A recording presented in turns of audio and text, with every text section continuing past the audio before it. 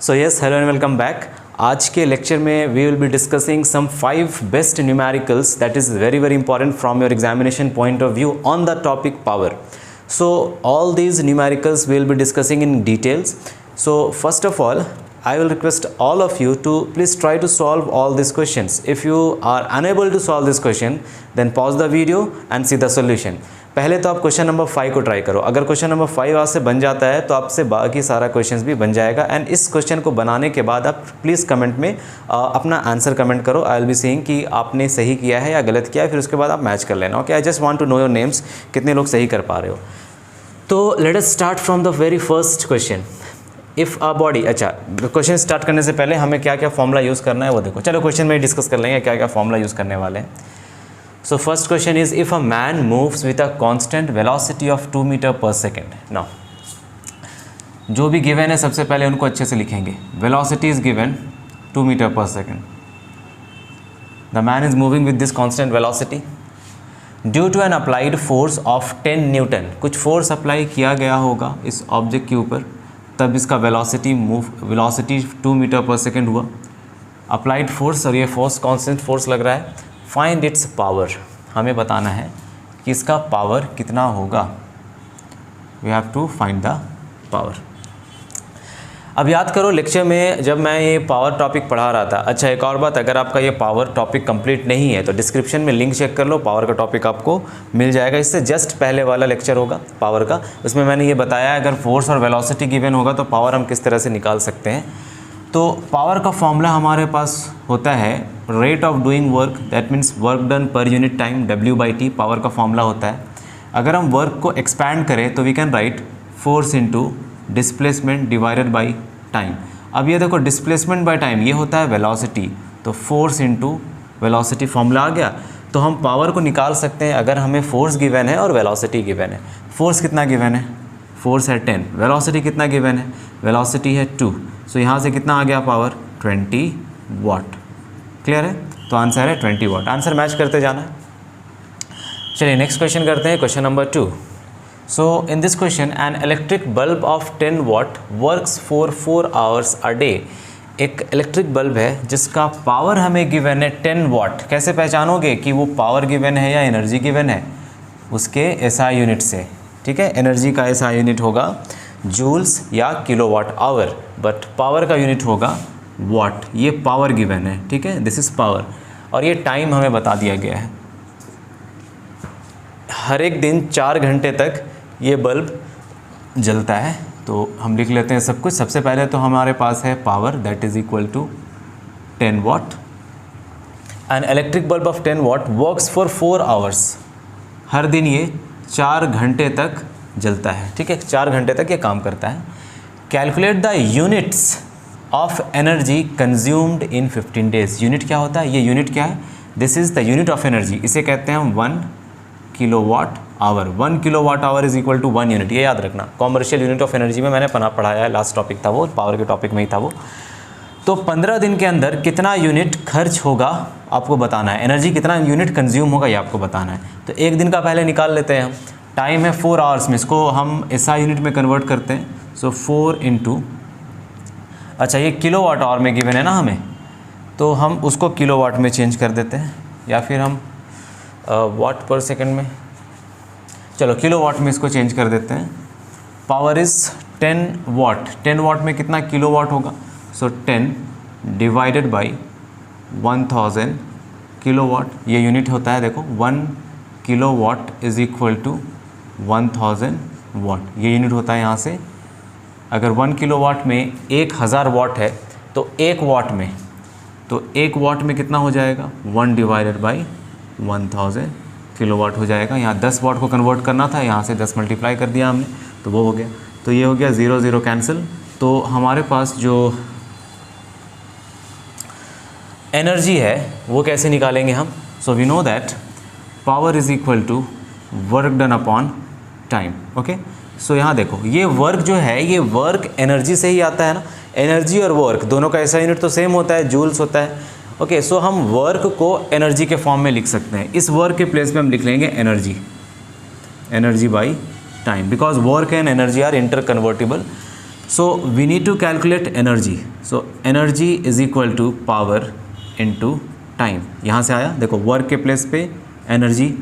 अब एनर्जी के फॉर्म में हम फॉर्मूला लिखेंगे, energy is equal to power into time. Power हमें पता है, power is 1 divided by 100 kilowatt and time हमें पता है 4 आवर्स ये गिवन है. तो ये हो गया 4 डिवाइडेड बाई 100 किलोवाट आवर. ये एक बल्ब का एनर्जी निकल कर आया है. An electric bulb of 10 watt works for 4 hour a day. ये एक दिन का एनर्जी निकल कर आया है. So energy consumed by bulb, energy consumed by bulb in 1 day. एक दिन में कितना एनर्जी कंज्यूम कर रही है bulb? 4 divided by 100 kilowatt hour. Kilowatt hour is the unit of energy. कितने दिन तक ये चल रहा है हमें निकालना है. 15 दिन में कितना एनर्जी कंज्यूम करेगा. तो एक दिन में तो इतना एनर्जी कंज्यूम कर रहा है. तो इन 15 डेज एनर्जी कंज्यूम्ड हो जाएगा 15 into 4 divided by 100 kilowatt hour. So this is 5 3 ज़ार 15, 5 2 ज़ार 10, 0 4 5 ज़ार 20. सो ये आ जाएगा 3 divided by 5 kilowatt hour. Got it. तो 15 दिन में कितना पावर कंज्यूम हुआ है? 3 divided by 5 kilowatt hour. तो 1 किलो वाट आवर का वैल्यू होता कितना है?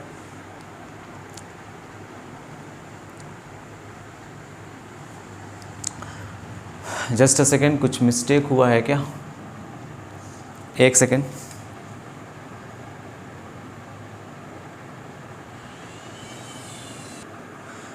चलो कोई मिस्टेक नहीं है, सब कुछ सही है. तो पावर आ जाएगा 3 डिवाइडेड बाई, सॉरी एनर्जी निकालना था मैं. Energy is 3/5 kilowatt our.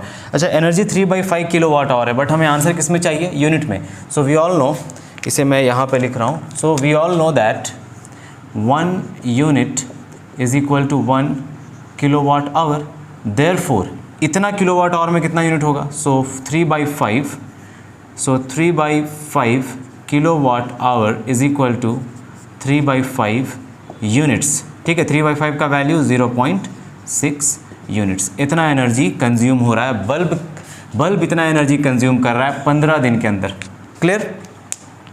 यहाँ पे आपको ये समझना था, आपसे पूछा था एनर्जी और we have the formula for power as work done by time. तो हम वर्क को एनर्जी के फॉर्म में लिख सकते हैं, वर्क को एनर्जी भी लिख सकते हैं हम, क्योंकि वर्क होगा तब एनर्जी आएगा या एनर्जी होगा तो वर्क आएगा. इस तरह से इंटर कन्वर्टिबल है. हम लोग पोटेंशियल और काइनेटिक एनर्जी भी देख चुके हैं ना. जो भी हम काम करते हैं वो एनर्जी के फॉर्म में स्टोर हो जाता है. तो जो काम किया जाएगा that will be stored in the form of energy. तो वहाँ से एनर्जी का फॉर्मूला बनेगा पावर इंटू टाइम. आप ये फॉर्मूला डायरेक्टली भी याद रख सकते हो, energy is equal to power into time. Clear हो गया? क्वेश्चन नंबर 2, इतना यूनिट एनर्जी कंज्यूम होगा 15 दिनों के अंदर. क्वेश्चन नंबर 3 देख लेते हैं. ट्राई करो क्वेश्चन नंबर 3. जो भी क्वेश्चंस है ना, पहले क्वेश्चंस को खुद से ट्राई करो. नहीं बने तो देखो सॉल्यूशन, क्या सॉल्यूशन है. कुछ कन्फ्यूजन हो तो वीडियो को रिज्यूम कर लो, पॉज करके बनाओ क्वेश्चंस को. क्वेश्चंस बनने लगेगा आपसे, सारे क्वेश्चंस को आप बना सकते हो. How much time will a pump of 1 kilo watt power. देखो 1 किलो वाट क्या है? पावर है. अगर इसमें आवर लग जाता तो 1 किलो वाट आवर हो जाता तो वो एनर्जी बन जाता. लेकिन अभी फिलहाल ये पावर है 1 kilo watt. Take to lift 500 kg of water to a height of 40 metres. Very good. Question is simple. पहले क्वेश्चन को समझेंगे. पावर कितना गिवन है? Power is 1 kilo watt. ये हमें पावर गिवन है. Take to lift 500 kg of water. So mass है 500 kg. 500 kg का एक मास है, पानी से भरा हुआ वाटर है, बकेट है. उसे उठा करके कितने हाइट तक ले जाना है? हाइट है 40 मीटर. 40 मीटर उठा करके उसे इतने हाइट तक लेकर जाना है. और हमें गिवन है कि जी का वैल्यू आप 10 मीटर पर सेकेंड स्क्वायर यूज़ करो. तो इस काम को करने के लिए कितना टाइम लगेगा ये आपसे पूछ रहा है. टाइम कितना लगेगा? देखो हमारे पास फॉर्मूला क्या है पावर का? Power is equal to work done divided by time. Power is equal to work done divided by time. इसको थोड़ा पिक्टोरियली समझते हैं. चलो देखो, how much time will a pump of 1 kilo watt. एक पंप है, मान लो ये पंप है. ये पंप वाटर को, जो 500 kg का वाटर है यहाँ पे, इसको ऊपर उठाने का काम कर रहा है. कितने हाइट तक उठाना है? 40 मीटर तक ऊपर उठाना है. तो कितना टाइम लगेगा उस पंप को उठाने में? जो पंप का पावर है वो है 1 किलो वाट का. उसको उठाना है। तो आप बताओ, जब ये पानी यहाँ से किसी हाइट तक ऊपर उठकर जाएगा, मतलब जब हम उसे उठा कर लेकर आएंगे ऊपर, तो इस वाटर में, इतना वाटर में कौन सा एनर्जी स्टोर हो जाएगा? Potential energy. हमें इसको ऊपर उठाने के लिए कुछ काम करना पड़ेगा, और वो काम हमारा कहाँ स्टोर हो जाएगा? इसमें पोटेंशियल एनर्जी के फॉर्म में स्टोर हो जाएगा। तो हम इस वर्क डन के प्लेस पे क्या हम यूज़ करते हैं? एनर्जी का फॉर्मूला लिख सकते हैं ना, वर्क डन के प्लेस पे हम एनर्जी यूज़ कर लेते हैं, और यहाँ एनर्जी कौन सा है? तो पोटेंशियल एनर्जी है। तो power is equal to potential energy कितना हो जाएगा? mgh डिवाइडेड बाय नीचे है टाइम। अब वैल्यूज पुट करो, अब बस हो गया, वैल्यूज पुट करेंगे। अब power is 1 kilowatt, mass is 500 kg, g का वैल्यू 10 इंटू h का value 40 divided by time t। ठीक है, समझ आ रहा है? देखो क्या क्या है, 1 किलोवाट, ठीक है, 500 kg और हाइट है 40 मीटर्स। अब सबको चेंज कर देते हैं हम किलोग्राम में। किलोग्राम में तो ऑलरेडी ग्राम में चेंज कर देते हैं, क्योंकि सब में एसआई यूनिट है। एसआई यूनिट, ये भी एसआई यूनिट। किलोवाट ये एसआई यूनिट में नहीं है, इसको चेंज करना पड़ेगा हमें एसआई में। तो 1 किलोवाट में कितना हो जाएगा? 1000 वाट हो जाएगा, क्योंकि सब में एसआई यूनिट यूज़ किया गया है ना। देखो, हाइट में भी एसआई यूनिट है मीटर, मास में भी केजी है एसआई यूनिट, पावर में एसआई यूनिट होता है, पावर का एसआई यूनिट होता है वाट, तो वाट यूज़ करेंगे हम। सो 1 किलोवाट के प्लेस पे हम क्या यूज़ करेंगे? 1000 वाट। 1000 वाट, यहाँ से देखो 1 2 3 3 जीरोस गया, 1 2 3 3 जीरोस गया यहाँ से। यहाँ पे क्या बचा? Time is equal to 4 into 5 20 and this is 0 20 200 seconds. Time कितना लगेगा? 200 सेकेंड्स। इसको तुम आवर्स में भी कन्वर्ट कर सकते हो, 200 डिवाइडेड बाई 60 मिनट में आ जाएगा। ये पहले ये मिनट में आएगा, इसको काट दो, 2 3 ज़ा 6 2 1 ज़ा 2 0, तो टाइम हो गया 10 डिवाइडेड बाई 3 मिनट्स। इतने टाइम में ये पंप पानी को 40 मीटर ऊपर उठा पाएगा। तो टाइम आ गया हमारा। बोलो क्लियर है? 200 सेकेंड्स या फिर 10/3 मिनट्स। क्लियर है क्वेश्चन? Question number 3। चलिए आगे बढ़े। आपको समझना पड़ेगा वर्क डन कहाँ से आ रहा है। वर्क डन कर रहे हैं तो किस फॉर्म में कर रहे हैं, किस फॉर्म में एनर्जी स्टोर हो रहा है, एनर्जी स्टोर हो रहा है तो क्यों हो रहा है। तो वर्क डन और एनर्जी का कॉन्सेप्ट यहाँ पे यूज़ हो रहा है, इसीलिए ये क्वेश्चंस कुछ ज़्यादा इंपॉर्टेंट है एग्जामिनेशन पॉइंट ऑफ व्यू से। घुमा घुमा करके ऐसे ही क्वेश्चंस पूछा जाता है। वर्क डन को आप एनर्जी के फॉर्म में देखो, क्योंकि पावर को हम पानी को हम किसी हाइट ऊपर उठा रहे हैं। कितना हाइट ऊपर उठा रहे हैं? 40 मीटर ऊपर उठा रहे हैं, तो पानी में एनर्जी स्टोर हो गया पोटेंशियल के फॉर्म में। सो हम यूज़ करेंगे mgh वहाँ पे। इस एनर्जी के प्लेस पे हम यूज़ करेंगे पोटेंशियल एनर्जी यहाँ पे। बोलो क्लियर है? चलो क्वेश्चन नंबर 4 ट्राई करो। क्वेश्चन नंबर 4, कोई भी फॉर्म हो एनर्जी का, काइनेटिक हो, पोटेंशियल हो, कोई भी फॉर्म हो, वर्क के प्लेस पे हम सिंपली वहाँ पे वैल्यू पुट कर सकते हैं उसका। आइए क्वेश्चन नंबर 4 देखते हैं। So in question number 4 what things are given? A man of mass 60 kg runs up a staircase of 30 steps in 40 seconds. If each step is 20 centimeter high, calculate his power. ठीक है, तो कुछ steps बना हुआ है यहाँ पे, कुछ 1-2 स्टेप्स बना देते हैं समझाने के लिए। तो इस तरह से कुछ स्टेप्स बने हुए हैं ऐसे। अ man of mass 60 kg runs up a staircase of 30 steps. इस तरह से 3 स्टेप्स बना हुआ है, ये first, second, third, fourth, fifth, six, इस तरह से 30 स्टेप का ये सीढ़ी है। 40 सेकंड में वो चढ़ जाता है ऊपर। If each step is 20 centimetre high, मान लो कि हर एक स्टेप कितना ऊपर है ग्राउंड से? 20 सेंटीमीटर। ये भी कितना होगा? 20 सेंटीमीटर। ये भी कितना होगा? ये होगा 20 सेंटीमीटर। इस तरह से 20 सेंटीमीटर हाई है, 20 centimetre high. Calculate his power, आपको बताना है पावर कितना होगा इसमें। चलो सबसे पहले क्या गिवन है? मास। मास कितना है इस बच्चे का? The mass of this man is 60 kg। Mass of this man is 60 kg। Okay. Runs up a staircase of 30 steps. 30 step है इसमें, हर एक स्टेप 20 सेंटीमीटर ऊंचा है। पहला स्टेप 20 सेंटीमीटर, दूसरा स्टेप भी 20 सेंटीमीटर, तीसरा स्टेप भी 20 सेंटीमीटर। तो इस तरह से आप टोटल हाइट निकाल सकते हो क्या? हर एक स्टेप 20 सेंटीमीटर का है, और टोटल स्टेप है कितना इसमें? टोटल 30 स्टेप्स है, 30 स्टेप्स। तो पूरा हाइट जो ये इंसान टोटल हाइट जो जाएगा यहाँ से पूरे ऊपर तक वो होगा 20 इंटू 20 प्लस 20 प्लस 20 प्लस 20 कहाँ तक 30 स्टेप्स तक। तो टोटल हाइट कितना हो जाएगा 600 सेंटीमीटर्स। Total height 600 centimetres. अच्छा 600 सेंटीमीटर्स में कितना मीटर्स होगा, ये हो जाएगा 6 मीटर्स, बिकॉज 1 मीटर में 100 सेंटीमीटर होता है, तो 600 सेंटीमीटर में 6 मीटर हो गया, तो 6 मीटर इसका हाइट है।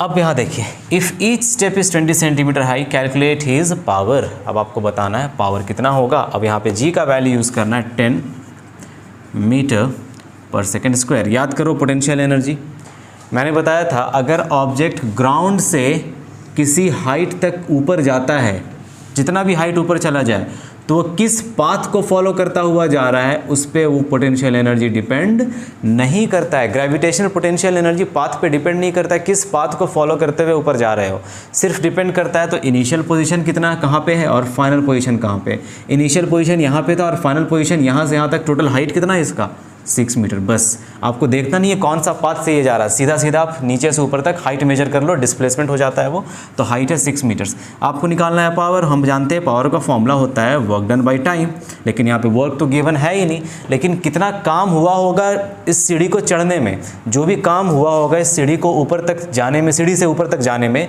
वो काम इस ऑब्जेक्ट के अंदर या इस आदमी के अंदर स्टोर हो गया होगा पोटेंशियल एनर्जी के फॉर्म में। तो हम वर्क डन के केस में हम लिख सकते हैं एनर्जी डिवाइडेड बाय टाइम, और एनर्जी हो जाएगा यहाँ पे potential energy mgh divided by time. अब वैल्यू पुट कर लेंगे, mgh का मास है 60, g है 10 और हाइट है 6, और टाइम कितना लग रहा है इसको चढ़ने में ऊपर, टोटल टाइम कितना लगा यहाँ पे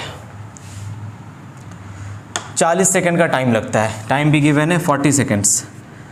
क्लियर, 0 से 0 कट गया, यहाँ से 2 2 ज़ार 4, 2 3 ज़ार 6, 2 1 ज़ार 2, 2 3 ज़ार 6, 0। तो पावर निकल कर आया 90 वाट। 90 वाट का पावर। बोलो समझ आया? सब SI यूनिट में, चेक कर लो। हाइट मीटर्स में, SI यूनिट में, मीटर पर सेकेंड स्क्वायर SI यूनिट में, मास kg SI यूनिट में, टाइम सेकेंड्स SI यूनिट में, तो पावर भी SI यूनिट में आएगा। Power is 90 watt. क्लियर है? समझ गए? पाथ इंडिपेंडेंट होता है पोटेंशियल एनर्जी, पाथ पे डिपेंड नहीं करता, सिर्फ आपको वर्टिकल हाइट देखना होता है कि कितना हाइट तक गया वो। Now question number 5। Question number 5 is very very important again. इस क्वेश्चन को एक बार प्लीज़ ट्राई करेंगे आप। अगर आपको लगता है कि ये वीडियो आपके लिए, ये लेक्चर आपके लिए बहुत ज़्यादा बेनिफिशियल है, या आपको इससे थोड़ा बहुत भी अगर फ़ायदा हुआ हो, तो please like comment subscribe the channel. अगर आपको लगता है ऐसा कि आपको बेनिफिट हो रहा है या फ़ायदा हो रहा है, then you can like subscribe, and नहीं भी लगता है then also I will request, I will try to improve myself. Okay, 2 children having equal mass climbs up a rope for reaching a height of 8 meters। दोनों का mass same है। let the mass be m, क्योंकि दोनों का mass same है और mass given नहीं है तो हम मान लेते हैं दोनों का मास है small m। 2 children having equal मास है ना, तो मान लेते हैं दोनों का मास है m के बराबर।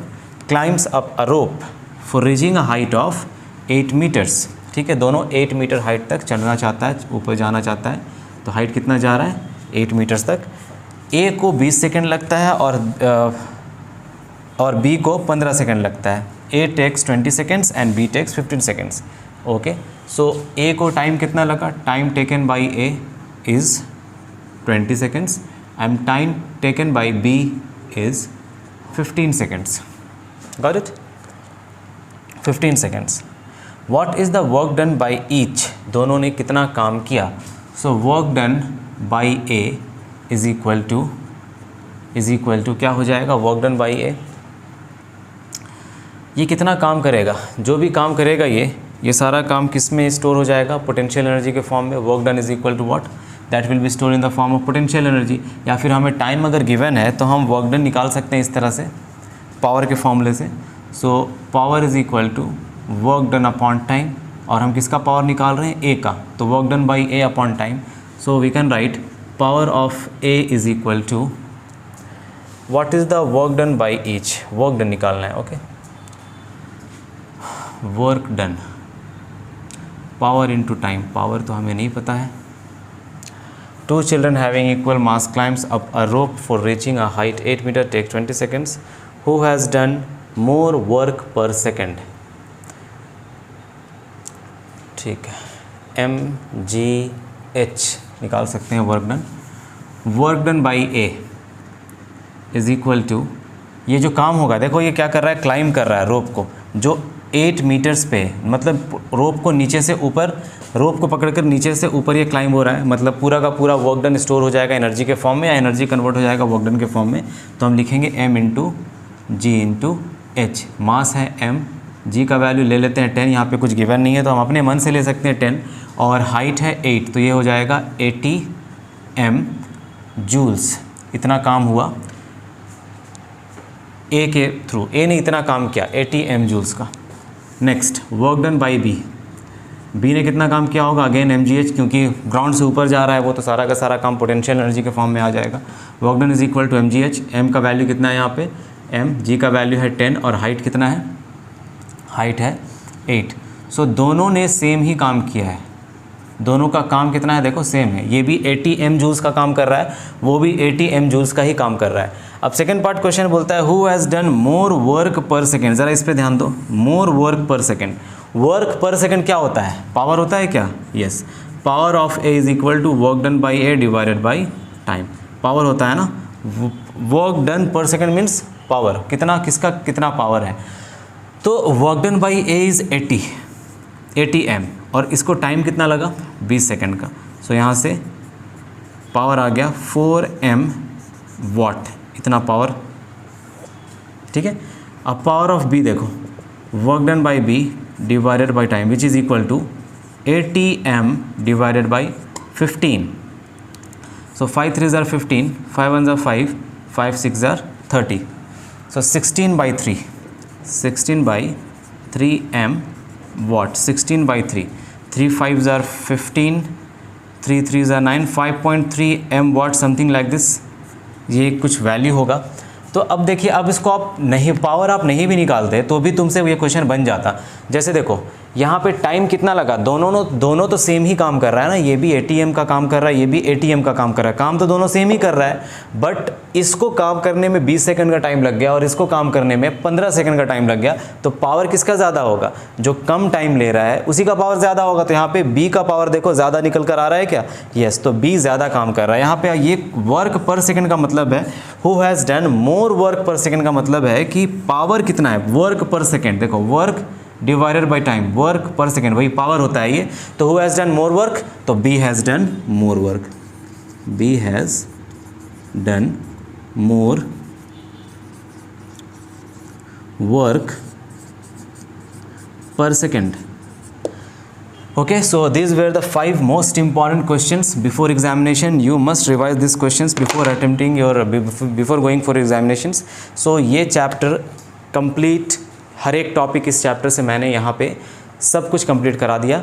आपको दूसरा चैप्टर्स भी देखना है क्लास 9th में से, तो आप प्लेलिस्ट जाकर देख सकते हो। और अगर आपको इसी चैप्टर्स में से कुछ अलग अलग टॉपिक्स पढ़ना है तो डिस्क्रिप्शन में नीचे लिंक मैंने दे रखा है, आप सारे टॉपिक्स को ईजिली डिटेल में पढ़ सकते हो। सो मिलते हैं नेक्स्ट लेक्चर में। हम नेक्स्ट लेक्चर में शुरू करेंगे sound chapter. And thank you very much, keep learning, keep motivating and keep improving. Thank you so much.